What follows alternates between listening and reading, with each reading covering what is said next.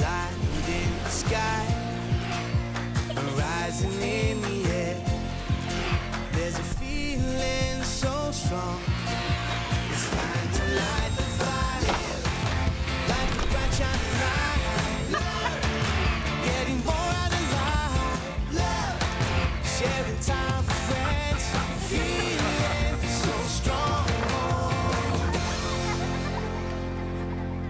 Hello, welcome to the House of Wellness. I'm Luke Darcy, and sitting alongside me, as always, welcome to you, Jo Stanley. Oh, Darcy, it's always lovely to be here with you. And spring has finally arrived, and you know what that means? Footy finals. It's been awesome, Jo. I feel very lucky that the footy has been able to take place and navigate their way through these challenging times. And calling the footy I love doing, we've been able to do it off the screens and find a way, which has been awesome. Yeah, it's lovely. You know, the other thing that I'm looking forward to, having a holiday. I haven't quite worked out how that's going to happen, but at some point. How about camping? Are you camping? You throw the swags in the back of the car, you dazz and take off. So much of a, not really a happy camper. No, it's not my natural environment. I prefer a shower in the morning, a roof over my head is really my vibe. And then, of course, you know, there's the bugs. Like, they're not great when they end up in your sleeping bag. How do you go with the creepy crawlies, Jo? Are they a problem for you?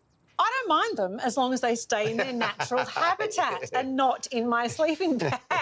And what about snakes? I know that they bother you a lot. That is a real issue for me. Great fear of snakes. It's something you can't really describe, Jo. It's just, we brought one on set one day and I want to be anywhere apart from where a snake is. Yeah, it was very entertaining for me. But what about spiders too? We have thousands of species of spiders in this country, including some of the world's most venomous. But despite their bad reputation, way more people are killed by allergic reactions to bees or by sharks and snakes than from a spider bite. So how about that? Jo, I have no problems with spiders at all. It's just snakes that get me. Even the Sydney funnel web, which is our most venomous spider, no problems for me. Well, did you know there's not just one funnel web? There's actually about 40 species of funnel webs in Australia.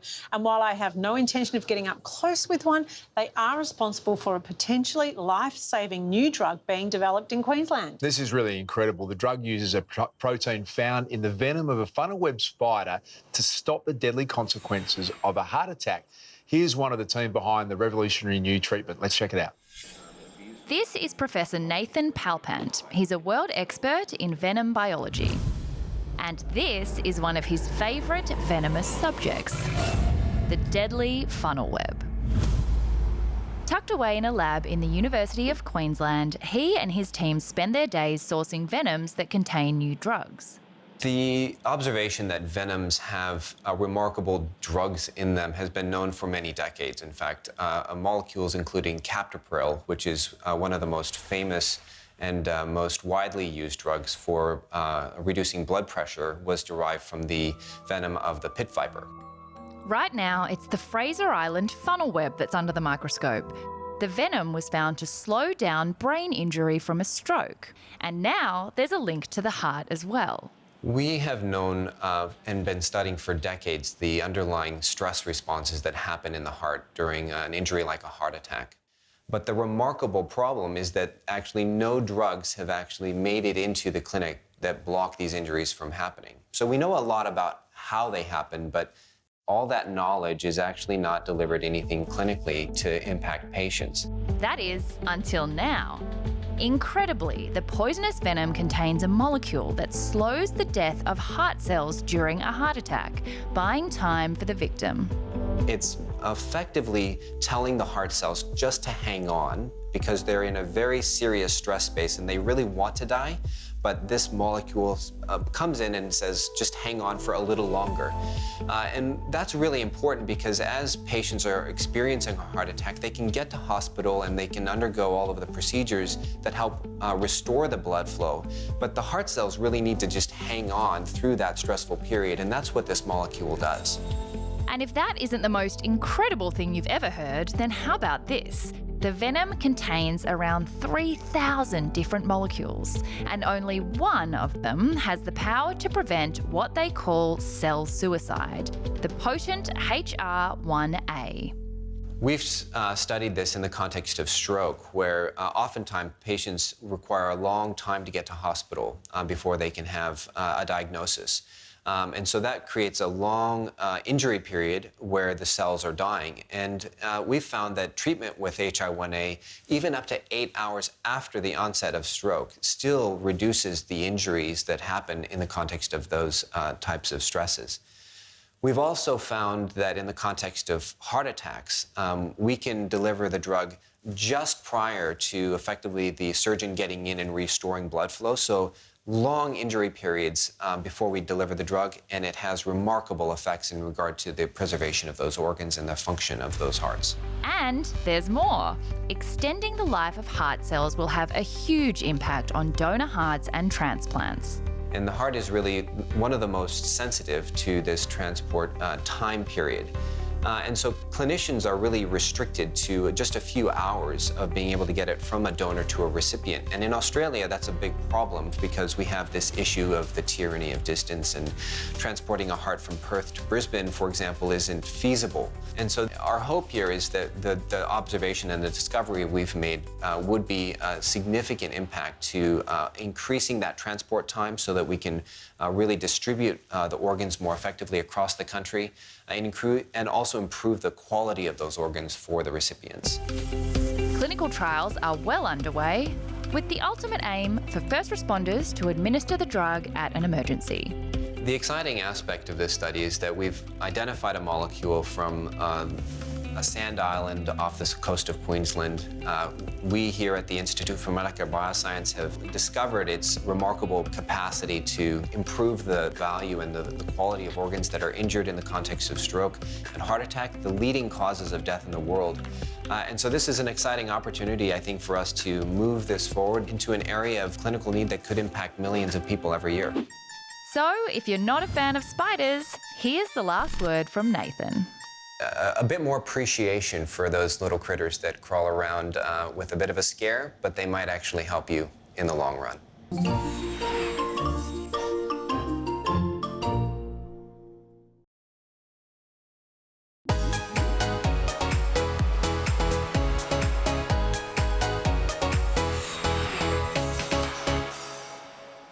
Well, it's fantastic to welcome to the House of Wellness Dr. Denise Hardesty, the Principal Research Scientist at the CSIRO.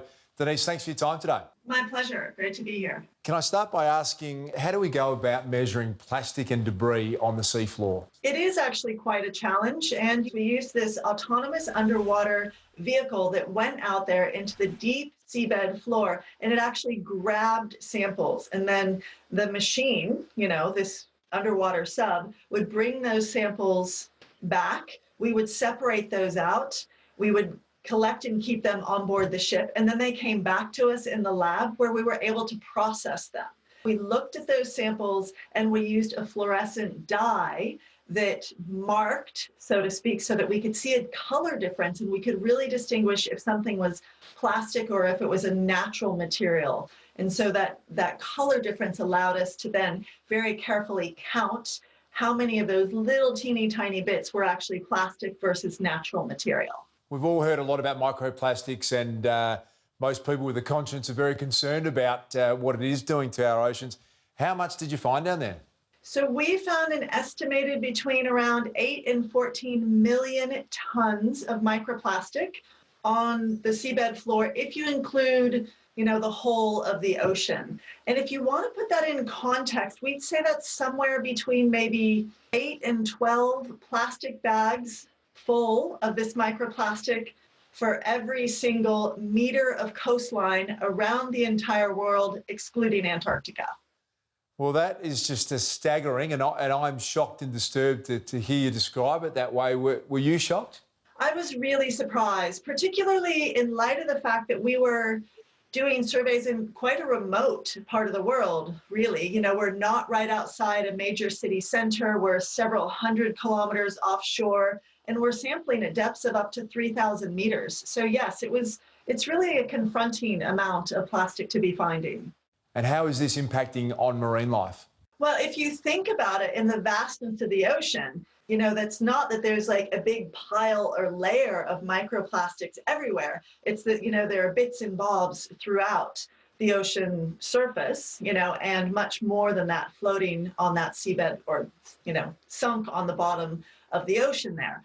And so the problems that plastic can result in are anything from smothering coral reefs or threatened, really sensitive habitats that happen in the ocean. Animals can mistake that plastic for food, and if they eat it, it can block their digestive system. And animals can also eat plastic, which then can make them feel full, which means that then they don't feed on nutritional food, and therefore they may not have the resources that they need to, to grow, to migrate, to develop and raise healthy young, which can result in ultimately the potential for population level declines for some of our major seabird and marine wildlife taxa. Sometimes you have this discussion, it seems a bit insurmountable and overwhelming. Are you glass half full on this, or are you thinking this is a massive challenge we can't overcome?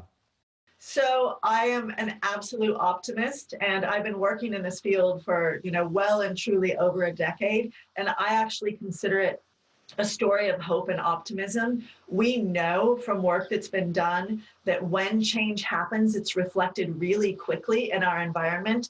It does require people working together, and the responsibility doesn't sit only with consumers, doesn't sit only with government, it doesn't sit only with industry.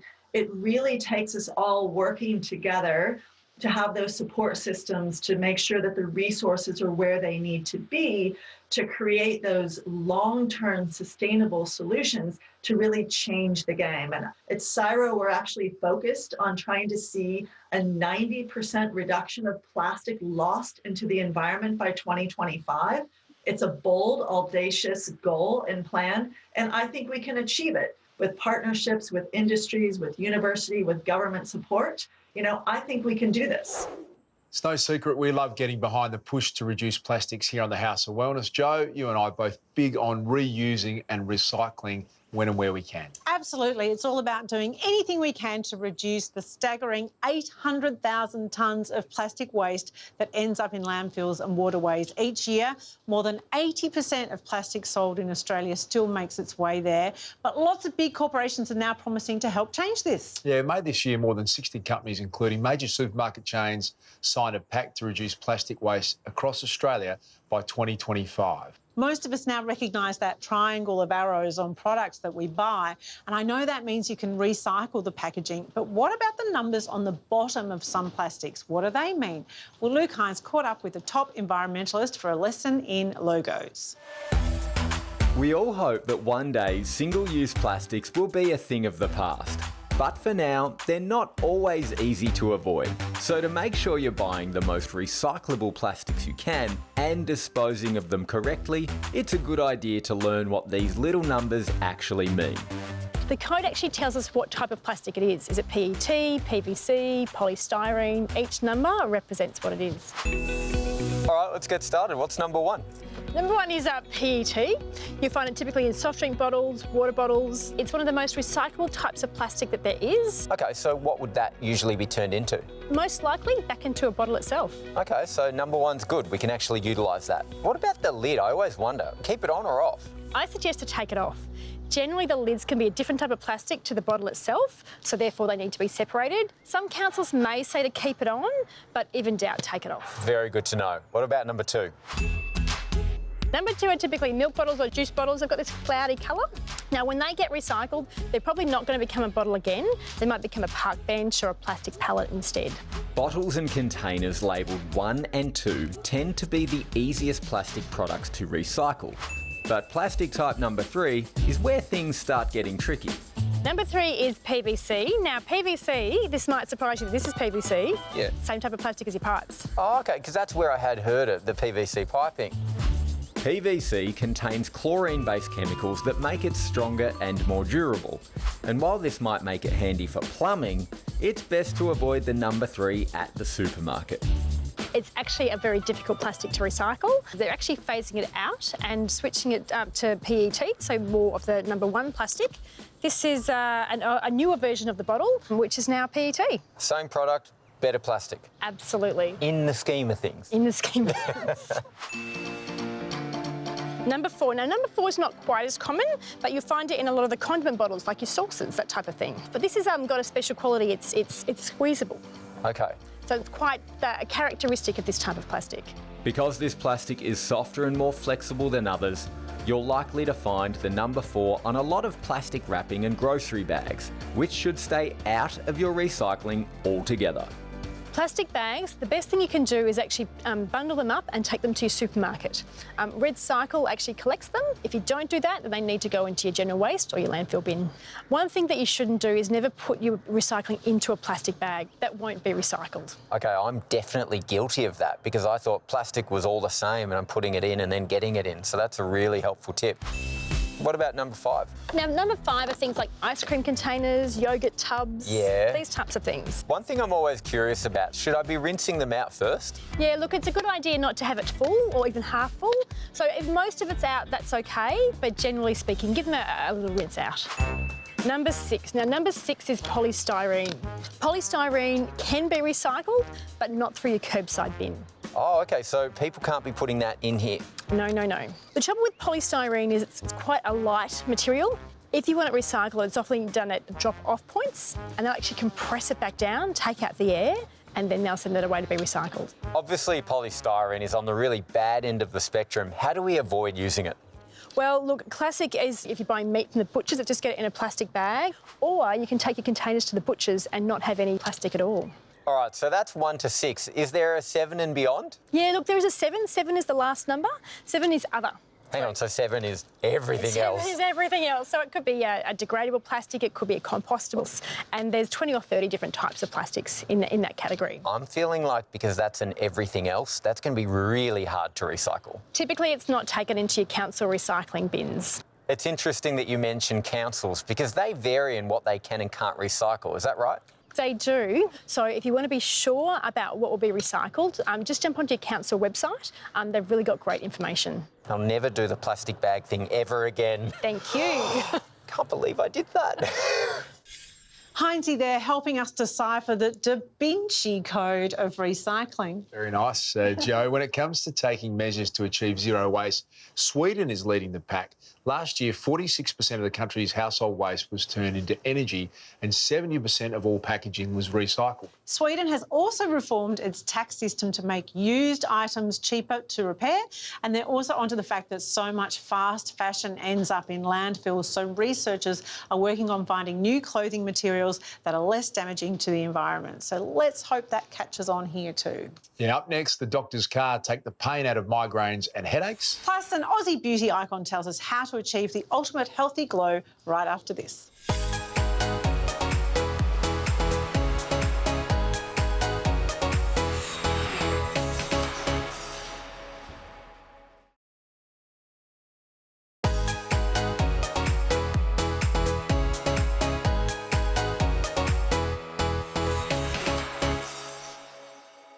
Well, Joe, one of the most common and I think annoying ailments is a headache. You know, whether it's caused by one too many glasses of wine, some muscle tension, stress, or even something else, that throbbing pain you get when you've got a headache can really knock you for six. Do you suffer from headaches? Very rarely, and I know that people who suffer from migraines, I really feel for them because they can't lift their head off the pillow, you know, they have to have the blinds down, they've got to sit in that dark room, and you know it's nauseating in that way. It's so debilitating, and I do have friends and family who suffer from bad migraines like that. It's terrible. So what's the difference between a headache and a migraine, and when is it time to put down the over-the-counter painkillers and visit your GP? We turn to our good doctor's car for the answers.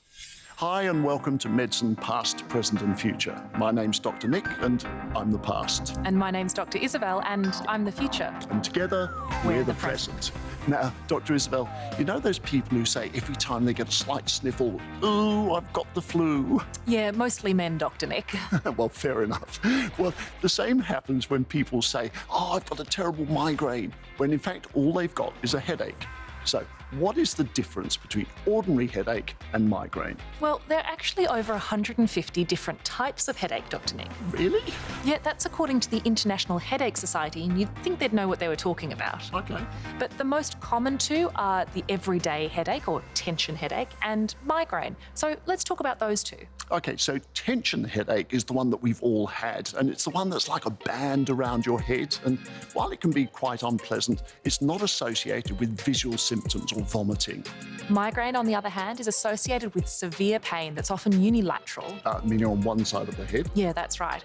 As well as sensitivity to light and nausea and vomiting. So if you find yourself laid out in a darkened room with a bucket beside your bed, it may be a migraine. And classical migraine is associated with what's called an aura. Now, auras are things like visual symptoms. They can be numbness or heaviness in a limb, or even difficulties with speech. And auras are a sign that the headache is coming.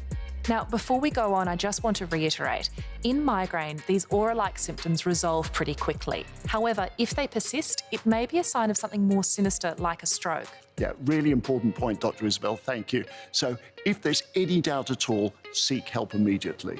Now, you sometimes get migraine with aura, don't you, Dr. Nick? I do, and it starts with these weird, zigzaggy, flashy lights that last for about 15 or 20 minutes. Now, the good thing is, if I take some simple painkillers, I'm fine. And migraines tend to run in families, but touch wood, so far I've been okay. And thousands of years ago, it was believed that headache, like things like madness and epilepsy, were caused by demons trapped inside the skull. So what on earth did they do to try and get these demons outside of their skull, Dr. Nick? Well, if you've got a demon trapped inside your skull, you need to let it out, obviously. Obviously. So they practiced a thing called trepanning, where they actually drilled holes in the side of the skull. And we know this because Neolithic skulls have been found with bits of bone missing. So no anaesthesia, nothing. They just drilled into their skull. And I'm not sure how well it worked, but I'm sure it stopped people complaining about headache. These days we have really effective treatments for headaches and migraines. So if over-the-counter medication aren't working for you, make sure you see your doctor for some alternative therapies. And everyone's grandmother has their own home remedy. And my absolute favourite is Tiger Balm, which, Dr. Isabel, actually works. Really? Yes. There was an Australian study which showed that rubbing Tiger Balm on your temples is as effective as simple painkillers. But not every treatment works for every person, of course. I think for me, if nothing was working, I'd probably get Botox, which actually, Dr. Nick, is a really effective treatment for migraine when medications fail. Does that mean I could get my wrinkles fixed as well as my migraines? I think it's a bit late for that, Dr. Nick. Oh. Caring for yourself on the inside is also your golden ticket to glowing on the outside. Few people know this better than Aussie beauty expert Gemma Watts. The journalist and public speaker is behind the mega successful Glow Journal brand, and we sent out our own Jade Kisnorbo to find out her beauty secrets inside and out. Hi, I'm Jade Kisnorbo and welcome to my world of beauty. From the latest trends in skincare and makeup to creating a look that's just right for you, I've got the tips and tricks to make you look and feel great from the inside out.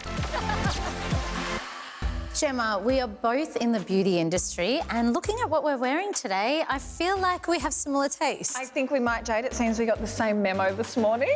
Loving the blazer. And I think you would agree with me when it comes to creating any beautiful, flawless makeup. It's all about the prep and our skin regime that we do before applying makeup. Absolutely. Jade, you know my approach to makeup has always been pretty pared back. I leave most of it to the experts like yourself. But when it comes to caring for our skin, though, something that I love doing is working products into my routine that work from the inside out. I agree, Gemma, and that's why Swiss as a brand have really excited me. They've added 2 brand new additions to their Beauty Renew range. So they've got the serum and the supplement with their targeted actives. It's really about renewing and boosting your skin from within. My approach to skincare is really similar to my approach to health. When we really think about it, our skin is our largest organ. So when I started thinking about my skin as an organ, I started treating it with the same respect that I treat the rest of my body. A lot of people, myself included, included focus on skin renewal and skin rejuvenation while they sleep. So it makes perfect sense to work a beauty supplement into our routine that we can take just before bed. And that is exactly what Swiss have achieved with their new Beauty Sleep and Renew Booster. Is getting our beauty sleep a real thing? The answer is hell yeah. The Swiss Beauty Sleep and Renew Booster is a unique beauty nutrition formula. Ingredients included are high-strength vitamin A, which supports with skin health, the vitamin C, which supports with skin renewal and firmness, as well as hops and chamomile to support healthy, restful sleep. To complement the supplement, which is working within, for our outer beauty routine, Swiss have the new Renewing Booster Serum. And like the supplement, it is full of skin-loving ingredients. It's got 10% niacinamide, which is also known as vitamin B3, 0.5% bakuchiol, which is really nature's alternative to retinol, and of course 0.2% hyaluronic acid.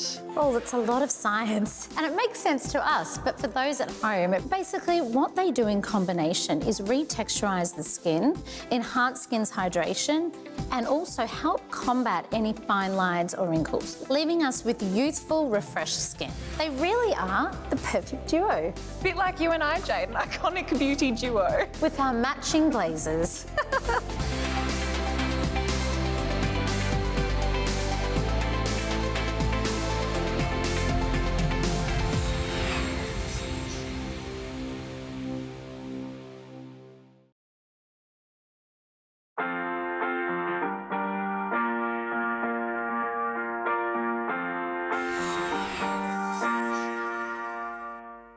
Shelley, tell us the story of how you turned your health storm into your passion and career in nutrition.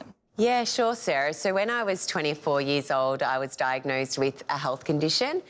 Previous to that, I really hadn't been living my best, healthiest life. And so I knew that there was definitely changes that I could make through good nutrition and lifestyle to support my health needs. So it was through using myself as a guinea pig that I started playing around with nutrition first. And I instantly just started feeling better and really got to benefit from the power of food, and food is medicine.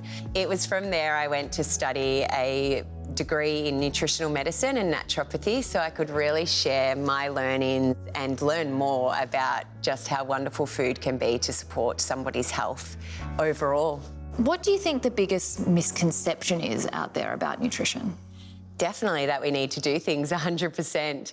I think nutrition, even if we can do it 80% well, we still get really amazing health outcomes, and all foods have a purpose, so it doesn't matter whether you're eating pizza and chocolate and drinking a glass of wine, although I don't promote that all the time, but it still has a purpose in one's diet. It brings that social connectedness to someone's life. You're definitely my favourite nutritionist so far. So tell me, how did your relationship with Wanderlust come about? What I love most about the Wanderlust brand is their passion for holistic health, whether that be supporting one through yoga and meditation or through their consciously created whole food product range, which have been made using minimal ingredients and fillers, so you really know that you are supporting your health in the best way possible. The Wanderlust beauty range is a range of consciously created whole food and superfood blends to support your beauty regime. They are made with plant-active ingredients that are all vegan-friendly and really easy to incorporate into one's diet. Shelley, this is the bit that gets me so excited. As someone who loves to try out new things in the kitchen, I can't wait to see an expert do her thing. Yeah, so today we're going to be making a delicious smoothie bowl. So we're using some frozen banana, some frozen berries. We've got some chopped zucchini, which actually adds the vegetable and that vitamin mineral content. And then we've got our Wanderlust collagen booster for that extra vitamin C and collagen benefits. The Wanderlust collagen booster is a delicious beauty blend with natural sources of vitamin C derived from organic acerola, organic camu and organic baobab. Vitamin C supports collagen formation for healthy connective tissue, which is really important for the skin health and function. And vitamin C is known for its antioxidant properties, which helps fight free radicals. Yeah, absolutely. And the thing that I love most about the Wanderlust Collagen Booster is that it is all plant-based ingredients, and you can even switch out between the Wanderlust Collagen Booster and the Wanderlust Beauty Mushrooms. The Wanderlust Beauty Mushroom includes an organic 5-mushroom blend with plant-based acerola as the natural vitamin C source. And now we're just going to top it with some granola for those healthy fats and proteins. We'll add some extra berries, throw them on there. And we're also going to add some more banana. Oh, yes.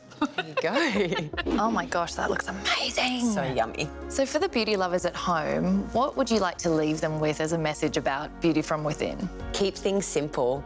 When we're thinking beauty from within, go back to good whole food nutrition, hydration, adequate amounts of sleep, and also just trying to keep stress at bay where possible. It's so simple.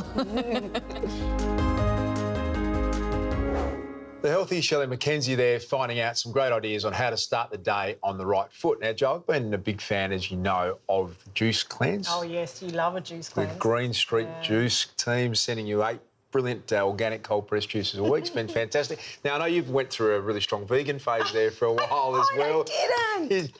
Boy, we'll go to the tape.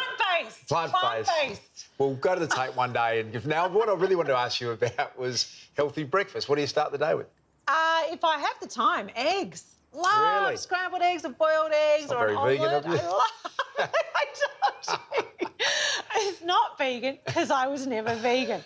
Anyway, so Sarah Davidson built and named her successful company a podcast after her personal slogan, which is Seize the Yay. She clearly loves the pun, but she swapped life as a high-flying corporate lawyer to start her own organic matcha green tea business and is now a powerhouse of positivity. You're putting me off. So who better to show us how to seize the yay for ourselves? Today, I'm going to whip up a few thirst quenchers, which are also nutritious, with an emphasis on simplicity. First up, this is an alkalising juice which helps balance the pH in your body. So we juice up a celery, cucumber and a bit of apple, which sweetens up this mix and makes it really easy to drink. Okay. Ooh, even cleanses the palate.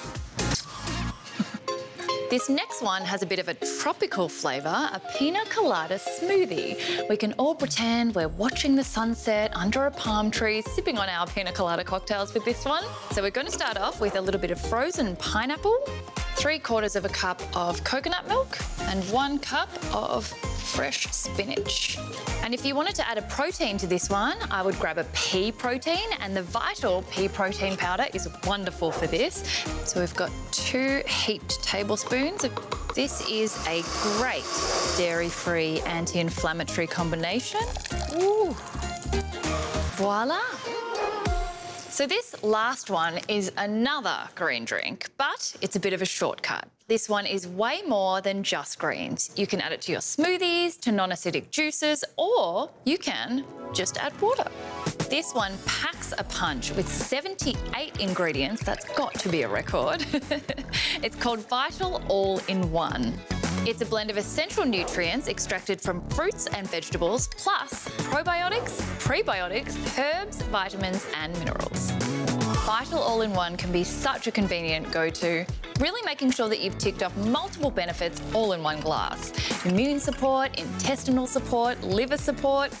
There's so little prep here. It's a convenient catch-all designed to optimise absorption and energy and minimise mess. So good.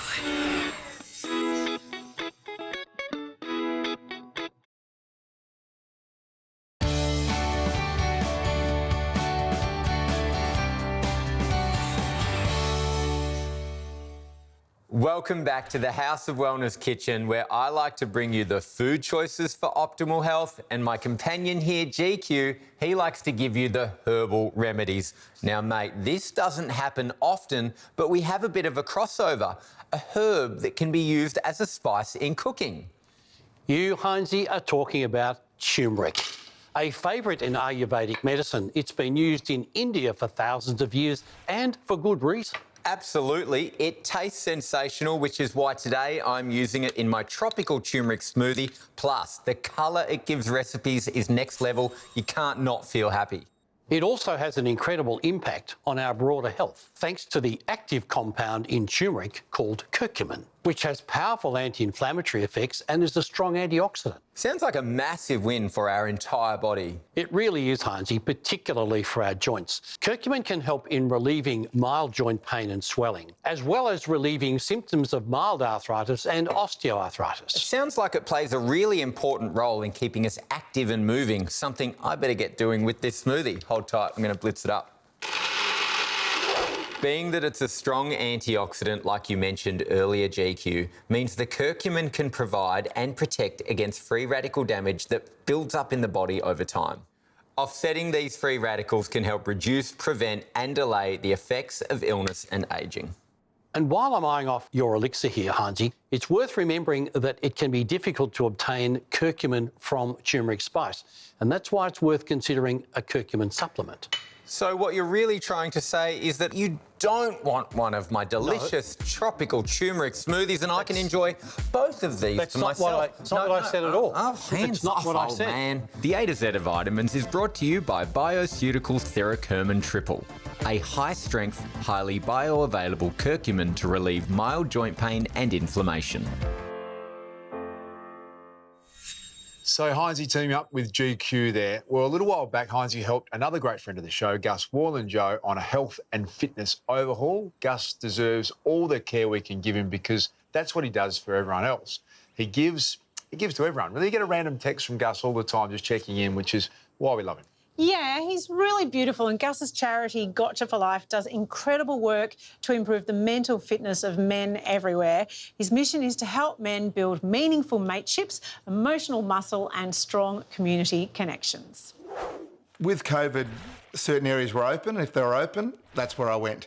I was just on the road. I think I've put nearly 25,000 Ks on my car in just under 3 months. And I love getting out to the bush. I love getting out to the rural areas. They feel disconnected from the city. They feel like they're probably being left alone a little bit, and they've gone through, what we know, droughts. They've gone through COVID. They've gone through fires, certain areas. So they need the love. They need to have an arm put around them at the moment. So when I get out there and have a chance to do it, it just makes me feel so good. There's nothing quite like having a proper conversation with some people from the country who probably wouldn't say that to anyone else, but they're saying it to you. The central theme right across what I'm hearing is loneliness. Loneliness is the number one thing for most people. There's a real disconnect, especially from the city to the country. But not only that, city people feel that as well, especially in lockdown. I keep reminding people we're only physically isolated. We're not emotionally isolated. So please use technology. The most important thing is just having connection and making sure that people aren't worrying alone. If we worry alone, then we get ourselves into real trouble. So what I'm trying to do is build up the words to have that conversation of gravity outside of banter so we can actually talk about our feelings and not bottle them up. He's an absolute ripper, Gus. He's done so much for so many people, particularly through COVID. As I mentioned, he's great at the random call, Joes, to check in, something that us males as a group I don't think are particularly good at. He's a real inspiration, Gus. Oh, he's a fantastic role model and he does amazing work, and that's why it's so wonderful that recently our friends at Chemist Warehouse showed their appreciation and support for Gus by putting a whole lot of money where their mouth is. I was on a Zoom meeting with the store that did the most fundraising, and I didn't know what the fundraising number was. I certainly didn't know the overall number, but I was chatting away to them and thanking them very much and stuff, and they surprised me with this magnificent cheque, and it was for $850,000. Like, that's big bickies, you know. What that does for Gotcha for Life, a cheque of that amount just allows us to put down some runway, and it allows us to know where we're going and to know that we've got the finances to go where we need to go. When you get money like that, all of a sudden you can put on more facilitators. All those facilitators see perhaps 5,000, 10,000 people a year, even more now that we've had to pivot and put a lot of the workshops and programs online. So all of a sudden you've got more people getting the programs, more people doing the courses, and we are slowly but surely building up the mental fitness of people in Australia. So the more money, the more facilitators, the more workshops, the more people are getting that mental fitness regime and exercises for them to not worry alone. A big thanks to the whole Chemist Warehouse family, whether it's the customers, the suppliers, the staff, everyone in the shops and so forth, everyone in the pharmacies. It's just, I couldn't do it without you. So, you know, a big, big thanks.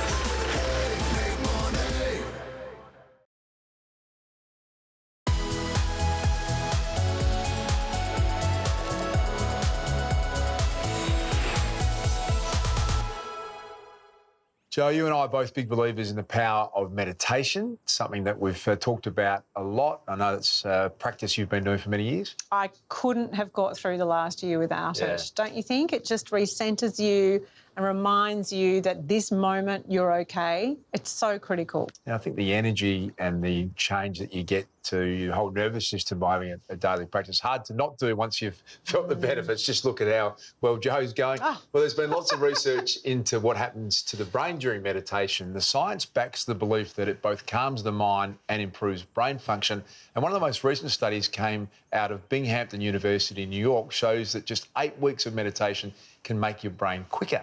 Students who took part were told to meditate 5 times a week for 10 or 15 minutes. Researchers scanned their brains before and after the 8 weeks, and the scans showed that meditating led to faster switching between the brain's 2 general states of consciousness. Which is good, means we're not wasting our time.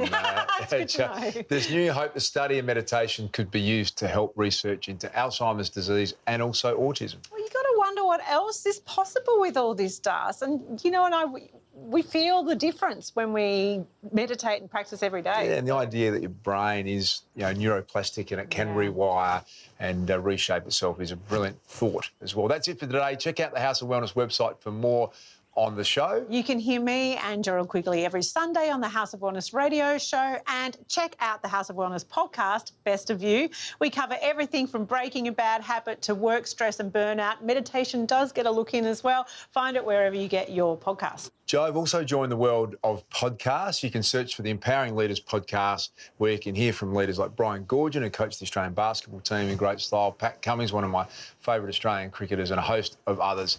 And thanks, as always, to our great friends at Chemist Warehouse, and also their incredible donation to Gus Wallen's Gotcha for Life campaign. What a fantastic cause that is. Stay well, and we'll see you next time.